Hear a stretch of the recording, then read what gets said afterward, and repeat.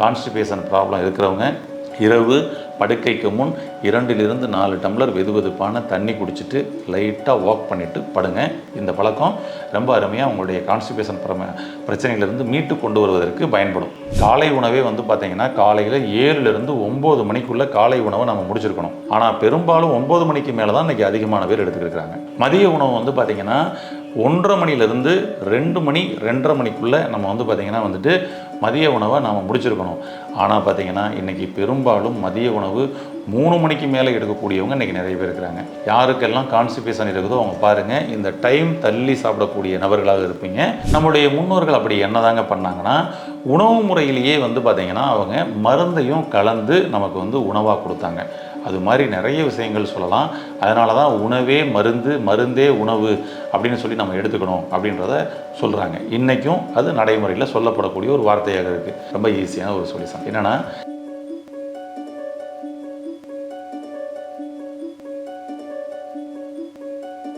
Health கவி நேயர்களுக்கு வணக்கம். இன்றைக்கி நம்ம என்ன பார்க்க இருக்கிறோம் அப்படின்னு சொல்லி சொன்னோம்னா, கான்ஸ்டிபேஷன், மலச்சிக்கல். இந்த மலச்சிக்கல் தான் பல சிக்கலுக்கு காரணமாக இருக்குதுன்னா, அந்த மலச்சிக்கலை நம்ம முதல்ல சரி செய்ய வேண்டாமா?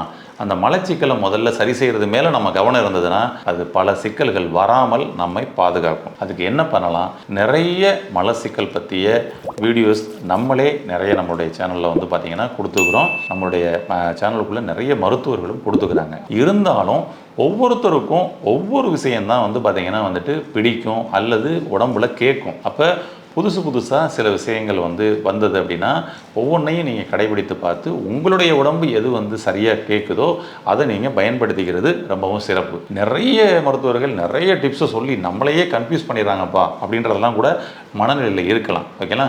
ஆனால் எதுக்காக ஒரு நோய்க்கு பல மருத்துவ குறிப்புகள் உங்களுக்கு கிடைக்குது அப்படின்னா, எல்லா நோய்க்கும் ஒரே விஷயம் மருந்தாக, தீர்வாக, டிப்ஸாக கிடைச்சிருச்சுன்னா வேறு எதுவுமே தேவையில்லை இல்லையா? அது மாதிரி கிடையாது.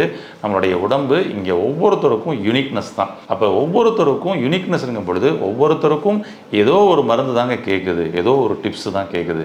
அதனால தான் இன்றைக்கி இருக்குது பல நோய்களுக்கு பல லட்சக்கணக்கான மருந்துகள் கண்டுபிடிக்கப்பட்டிருக்குது. இன்றைக்கி ஆங்கில மருத்துவத்தில் கூட பார்த்திங்கன்னா ஒரு நோய்க்கு ஒன்று தான் மருந்து அப்படின்னு சொல்லி கண்டுபிடிப்பை நிறுத்தலை.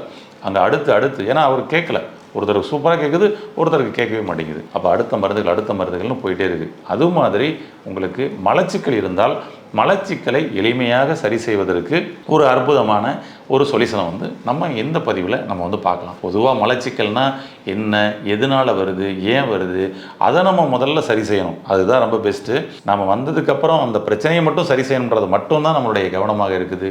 வராமல் இருப்பதற்கு என்ன பண்ணலாம் அப்படின்றது மேலே கொஞ்சம் கவனம் வைங்க. அதுதான் ரொம்ப பெஸ்ட்டு. என்ன பண்ணலாம் அப்படின்னு சொல்லி சொன்னோம்னா, உங்களுடைய பெருங்குடலுக்குள்ள எப்பொழுதுமே ஒரு ஈரப்பதம் இருக்குங்க.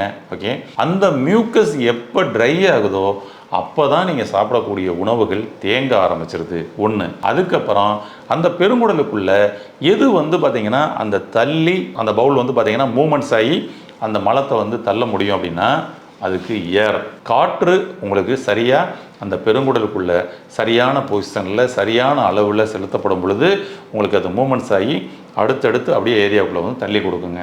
நம்ம உடம்புக்குள்ளே காற்று இருக்குது. இந்த பவுல்ஸை பார்த்திங்கன்னா உங்களுக்கு அப்படியே மூமெண்ட்ஸ் தள்ளி கொண்டு வர்றதுக்கான காற்று யாருக்கு கம்மியாக இருக்குதோ அவங்களுக்கு அந்த கான்ஸ்டிபேஷன்ற ப்ராப்ளம் முத்திடுதுங்க. ஓகே, அளவுக்கு அதிகமான காற்றும் நமக்கு ஆபத்தை கொடுக்குது, அளவு கம்மியான காற்றும் ஆபத்தை கொடுக்குது. அளவுக்கு அதிகமான காற்று இந்த மியூக்கஸை ட்ரை பண்ண வச்சுருது. ஓகேங்களா? கம்மியான காற்று அதை மூவ்மெண்ட் பண்ண முடியாமல் வச்சுருது. அவ்வளோதான் விஷயம். ஓகே, அப்போ அதனால தான் பார்த்திங்கன்னா நுரையீரலுக்கும் இந்த பெருங்குடலுக்கும் ஒரு நேரடியான சம்பந்தம் இருக்குது அப்படின்றத சொல்கிறோம். அப்போ நம்ம ஆக்சிஜனை நம்ம ஃபில் பண்ணுறதுல பார்த்திங்கன்னா கவனம் செலுத்தப்படும் பொழுது உங்களுக்கு கான்ஸ்டிபேஷன் ப்ராப்ளமும் வராமல் நமக்கு தடுக்கப்படும். அதுக்கப்புறம் பார்த்திங்கன்னா இங்கே எப்படிங்க ஈரப்பதமாகவே வச்சுருக்கிறது அப்படின்னு சொல்லி சொன்னோம்னா, நிச்சயமாக ரொம்ப ஈஸியான சொல்யூஷன். நம்ம பார்த்திங்கன்னா நைட்டு படுக்க போகும் பொழுது நம்ம 2 to 4 டம்ளர் வெதுவெதுப்பான தண்ணி குடிச்சுக்கோங்க. நீங்கள் சாப்பிட்ட சாப்பாடு எல்லாம் பார்த்திங்கன்னா வயிறு, சிறுகுடல், பெருங்குடலுக்கு போகுமா?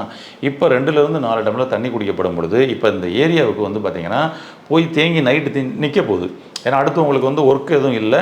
அந்த 8 மணி நேரம் பார்த்திங்கன்னா நைட்டு தூக்கத்தின் பொழுது அது அந்த இடத்துலையே நிற்கிது. அப்போ நீங்கள் அந்த நைட்டு படுக்கப்படும் பொழுது அந்த தண்ணி கொடுத்தோம் அப்படின்னா அதுக்கு அந்த இடத்துல வந்து பார்த்திங்கன்னா லூப்ரிகேஷனை நமக்கு ட்ரை பண்ண விடாமல் பாதுகாக்கிற வேலையை பண்ணிக்கிறோம். இதை ஃபஸ்ட்டு பண்ணுங்கள்.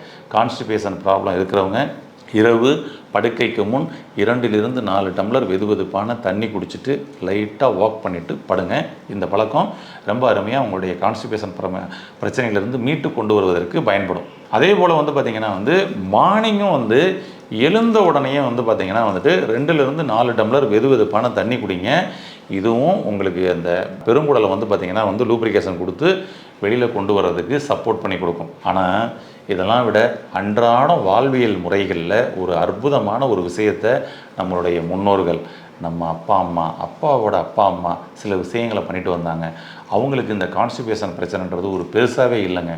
இன்றைக்கி நம்மளுடைய உணவு முறை எல்லாம் ட்ரையாக மாறினதுனால, அதுபோக வந்து உணவு சாப்பிடுவதற்கே நேரம் இல்லாமல் நாம் வந்து பார்த்திங்கன்னா அன்டயத்தில் சாப்பிடக்கூடிய பழக்கம் வந்ததுனால உள்ளுக்குள்ளே கேஸ் ஃபார்ம் ஆகி அதுதான் கான்ஸ்டிபேஷன் ப்ராப்ளமாக மாறிச்சு. காலை உணவே வந்து பார்த்திங்கன்னா காலையில் 7 to 9 மணிக்குள்ளே காலை உணவை நம்ம முடிச்சிருக்கணும். ஆனால் பெரும்பாலும் 9 மணிக்கு மேலே தான் இன்றைக்கி அதிகமான பேர் எடுத்துக்கிட்டு. மதிய உணவு வந்து பார்த்திங்கன்னா 1:30 மணிலேருந்து 2 மணி 2:30 மணிக்குள்ளே நம்ம வந்து பார்த்திங்கன்னா வந்துட்டு மதிய உணவை நாம் முடிச்சிருக்கணும்.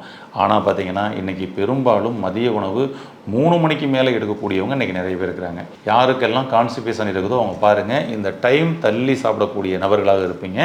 அதை கொஞ்சம் மாற்றுங்க. இரவு அதே போல் வந்து பார்த்திங்கன்னா மீண்டும் 7 மணிலேருந்து 9 மணிக்குள்ளேயாவது நம்மளை வந்து இரவு உணவை வந்து முடிச்சிருக்கணும். அப்போ 7 மணிலேருந்து 9 மணிக்குள்ளே இரவு உணவு நம்ம எடுக்கிறவங்களுக்கு கான்ஸ்டிபேஷன் ப்ராப்ளம் வராமல் தடுக்கப்படும். கொஞ்சம் அதை வந்து பாதுகாக்க முடியும். ஆனால் பாருங்கள், இன்றைக்கி 9 மணிக்கு மேலே தான் அதிகமான பேர் இன்றைக்கி வந்து இரவு உணவே வந்து எடுத்துக்கொள்ளக்கூடிய ஒரு சூழல் இருக்குது.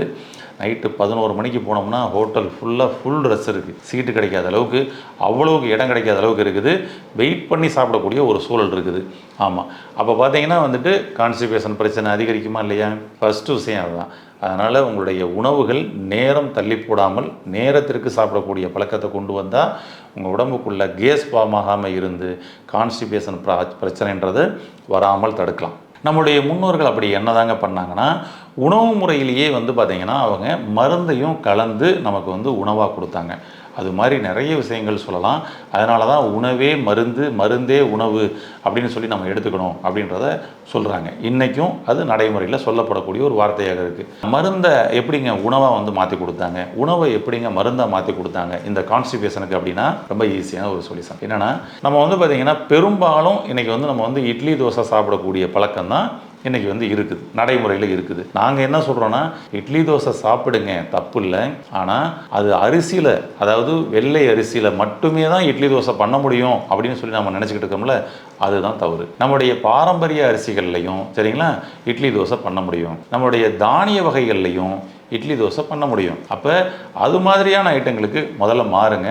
அதுலேயே ஆட்டோமேட்டிக்காக ஃபைபர் கண்டென்ட் வந்து நமக்கு இருக்குது. அப்போ அது மாதிரி மாறும் பொழுது அதுவும் கான்ஸ்டிபேஷன் பிரச்சனையிலேருந்து மீட்டு கொண்டு வரும். ஒன்று. அதுக்கப்புறம் வந்து பார்த்திங்கன்னா, நீங்கள் இட்லிக்கு மாவு ஆட்டப்படும் பொழுது ஓகேங்களா, அதில் வந்து பார்த்திங்கன்னா வந்துட்டு ஆமணக்கு அப்படின்னு சொல்லி கேள்விப்பட்டிருப்பீங்க சரிங்களா. ஆமணக்கு விதை, இந்த ஆமணக்கு விதையை வந்து கொஞ்சம் எடுத்து அந்த மாவோட போட்டு ஆட்டுங்க சரிங்களா. கொஞ்சம் அப்படின்றது என்ன அளவுங்க நீங்கள் கேட்கலாம் நிச்சயமாக. அது வந்து நீங்கள் ஏன்னா ஒரு குடும்பத்தில் 2 பேர் இருக்கக்கூடிய குடும்பமும் இருக்குது, 4 பேர் இருக்கக்கூடிய குடும்பங்கள் இருக்குது. அதற்கு தக்கன நீங்கள் அந்த மாவு ஆட்டுறீங்க பார்த்தீங்களா, அந்த மாவுக்கு தக்கன நீங்கள் போட்டுக்கலாம். ஃபஸ்ட்டு ஒரு நாள் நீங்கள் போடும்பொழுது உங்களுக்கு வந்து தெரிஞ்சிடும். இந்த ஆமணக்கு விதையிலிருந்து தான் நமக்கு வந்து விளக்கெண்ணெய் வந்து நமக்கு வந்து தயாரிக்கப்படுறாங்க இல்லையா. இந்த விளக்கெண்ணெயை டைரெக்டாக ஊற்றுறதுக்கு பதில் ஆமணக்கு விதையை நீங்கள் வந்து இட்லி மாவில் போட்டு ஆட்டுங்க. அந்த இட்லி மாவில் காலையில் இட்லி சுட்டு சாப்பிடுங்க. காலையில் வந்து பார்த்திங்கன்னா அதே போல் ஆமணக்கு விதையை போட்டு ஆட்டி வச்ச மாவில் இரவு நீங்கள் வந்து இட்லி தோசை சுட்டு சாப்பிடுங்க. எப்படி இருக்குன்னு பாருங்கள். அதுபோல் வந்து பார்த்திங்கன்னா வந்து தோசை சுடும் பொழுது அந்த விளக்கெண்ணெயை வந்து பார்த்திங்கன்னா, அதாவது நல்லெண்ணெய் தடவோம்ல, அந்த விளக்கெண்ணெயை எடுத்து தடவி அதுக்கப்புறம் வந்து தோசை சுட்டு சாப்பிடுங்க. என்ன மாற்றம் நடக்குதுன்னு பாருங்களேன். உங்களுக்கு உங்கள் பாடியில் விளக்கெண்ணெய் வந்து பார்த்திங்கன்னா ஏகப்பட்ட வேலையை பண்ணுங்க. இந்த விளக்கெண்ணெயை டைரெக்டாக குடிக்கிறதான உங்களுக்கு சிரமம் இருக்குது. விளக்கெண்ணெய் டைரெக்டாக குடித்தாலே உங்களுக்கு ஆட்டோமேட்டிக்காக வந்து பார்த்திங்கன்னா லூஸ் மோஷன் மாதிரி போய் உங்களுடைய பெருங்குடல்லாம் சூப்பராக க்ளீன் பண்ணிடும். விளக்கெண்ணெயை நம்ம எடுத்துக்கிறதுல என்னெல்லாம் மிகப்பெரிய பலன் இருக்குன்னா, பியூர் ஆல்கலைனுங்க, 100% ஆல்கலைன் ஓகேங்களா. ஆமாம், நம்ம வந்து பார்த்திங்கன்னா அசிட்டிக் உணவு தான் அதிகமாக எடுத்துக்கிட்டு இருக்கிறோம். இந்த விளக்கெண்ணெய் எடுக்கப்படும் பொழுது அது அல்கலைன் உணவை நமக்கு வந்து பார்த்திங்கன்னா மாறும், அல்கலைனை பேலன்ஸ் பண்ணி கொடுக்கும். அப்போ உங்களுடைய பிஹெச் வேல்யூ எப்பொழுதுமே சூப்பராக இருக்கும், ஆரோக்கியமாக இருக்கலாம். அப்போ இதை நம்ம டைரெக்டாக எடுக்கிறதுக்கு பதில் இந்த மாதிரி வந்து அரிசி மாவில் அரிசி ஆட்டும் பொழுதே நீங்கள் வந்து ஆமணக்கு விதையை போட்டு ஆட்டிட்டு எடுத்து பாருங்கள், இட்லியும் பூவாக வரும். அந்த இட்லியை சாப்பிட்ட நமக்கு மலமும் பூவாக வரும். அப்போ இட்லி போல் சாஃப்டாக உங்களுக்கு உங்களுடைய மலமும் வெளியேறணும்னா இந்த இட்லி மாவில் ஆமணக்கு விதையை போட்டு ஆட்டி அதில் இட்லி சுட்டு சாப்பிடுங்க. கான்ஸ்டிபேஷன் பிரச்சனையிலிருந்து நீங்கள் நிரந்தரமாக வெளியில் வரலாம். ஈஸியான டிப்ஸ், குழந்தைகளுக்கும் இது மாதிரி நீங்கள் கொடுக்கலாம், ரொம்ப அருமையாக இருக்கும், பெட்டர். அப்போ உங்களுடைய பெருங்குடலை சுத்தம் செய்து பெரும் ஆரோக்கியத்தை பெற வாழ்த்துக்கள். நன்றி. இந்த வீடியோ உங்களுக்கு பிடிச்சிருந்தா லைக் பண்ணுங்க, ஷேர் பண்ணுங்க, கமெண்ட் பண்ணுங்க. மறக்காம ஹெல்த் கஃபே தமிழ் சேனலை சப்ஸ்கிரைப் பண்ணிட்டு பெல் பட்டனை கிளிக் பண்ணிடுங்க.